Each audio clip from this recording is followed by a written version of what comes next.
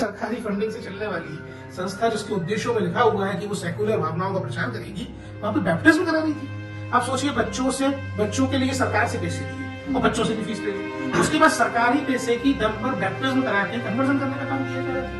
तेरी तानाशाही हम अपना अधिकार मांगते, हम अपना अधिकार मांगते। मध्य प्रदेश के डिंडोरी जिले में बीते दिनों एक मामला सामने आया था। इस मामले में एक छात्रावास, जो कि मिशनरी छात्रावास है, उसकी कुछ छात्राओं के द्वारा अपने ही प्रिंसिपल और एक शिक्षक के ऊपर यौन शोषण के आरोप लगाए थे, जिसके बाद यहां पर मध्य प्रदेश राज्य बाल आयोग और एनसीपीसीआर की टीम दौरे पर आई है।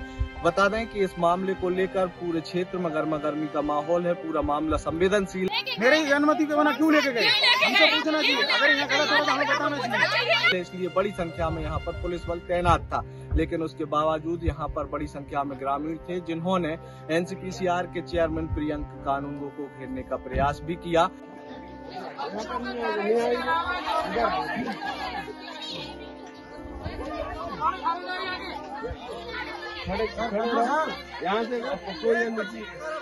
लेकिन पुलिस की मुस्तैदी के कारण वह संभव नहीं हो सका। अब इस पूरे मामले में एक एक अपडेट प्रियंका कानूनगो मौके पर पहुंचकर ले रहे हैं, बच्चों से बातचीत कर रहे हैं, साथ ही उन्होंने पीड़िताओं से भी इस मामले में बातचीत की है और ये इस मामले की शुरुआत कैसे हुई वो भी हम आपको बताते हैं।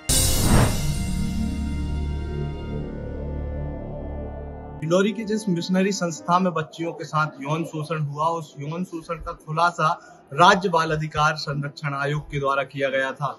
हमारे साथ राज्य बाल अधिकार संरक्षण आयोग के सदस्य ओमकार जी हैं, उनसे जानेंगे सर क्या था पूरा मामला, कैसे आपको इस मामले की जानकारी लगी?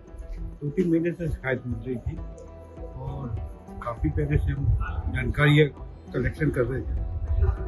गंभीर शिकायतें मिली औचक निरीक्षण में हम आए।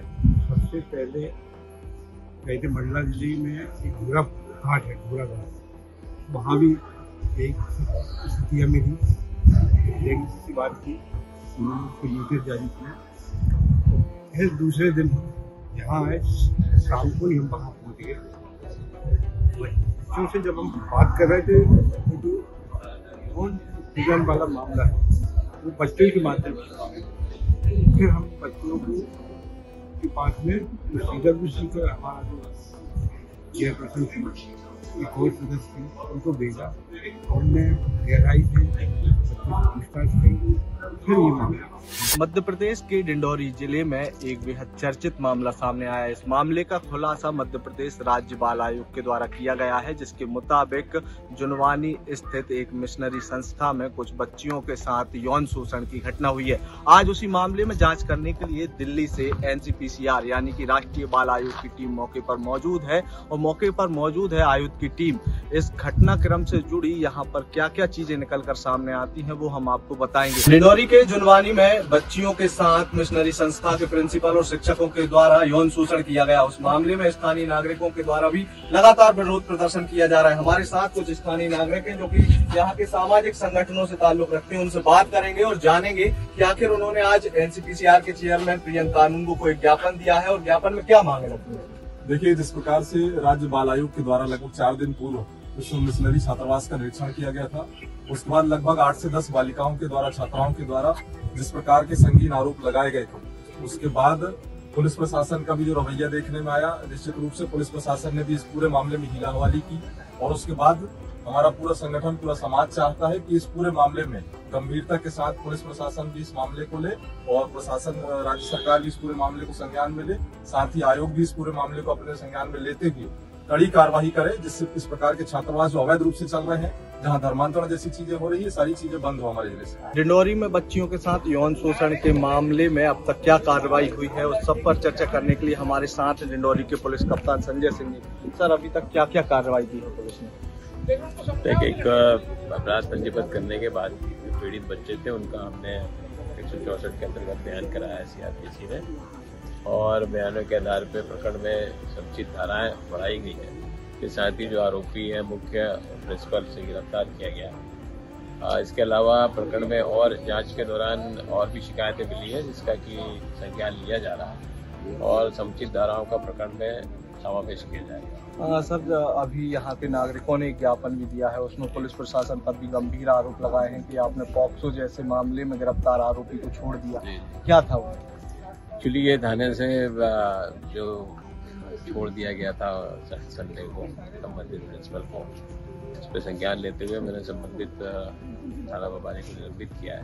उनके खिलाफ जांच की जा रही है और इस तरह से संवेदनशील प्रकरणों में ये कार्रवाई नहीं किया जाना चाहिए और जो कि उनके द्वारा किया गया और समुचित रूप से प्रकरण की विवेचना में उन्होंने ध्यान नहीं दिया के अनुसार, जिस पे हम कार्रवाई कर रहे हैं और सुनिश्चित करेंगे कि प्रकरण में समुचित रूप से कार्रवाई पूरी हो। इस वक्त हम मौजूद हैं उसी छात्रावास के प्रांगण में जहां पर आप देख सकते हैं बड़ी संख्या में ग्रामीण एकत्रित हैं और साथ ही इस पूरे घटनाक्रम को, जो कि घटनाक्रम है, उसकी गंभीरता को देखते हुए पुलिस बल भारी संख्या में तैनात किया गया है, क्योंकि इससे पहले जब यहाँ पर टीम आई हुई थी तब उस टीम के साथ कहा जा रहा है कि गौड़बाना गणतंत्र पार्टी के जो कार्यकर्ता हैं उनके द्वारा उनका घेराव किया गया था। ऐसे में मामला बेहद संवेदनशील है।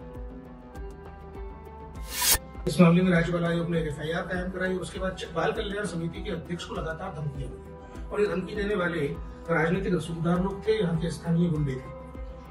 और जब ये स्थितियां गंभीर हुई, जब ये पता चला कि एक आरोपी को थाने से लेके चले गए, ये बड़ा गंभीर मामला था, इसलिए हमने ये तय किया कि हम वहां जाएंगे और मौके पर निरीक्षण करेंगे। यहाँ आके देखा तो जिसको हम अंग्रेजी में बोलते हैं पेंडोरा बॉक्स, मतलब सरकारी ग्रांट उस हॉस्टल को मिल रही थी और जो 2 हॉस्टल उन्होंने बना के रखे थे उनके बदले वो 4 हॉस्टल्स की ग्रांट ले रहे थे।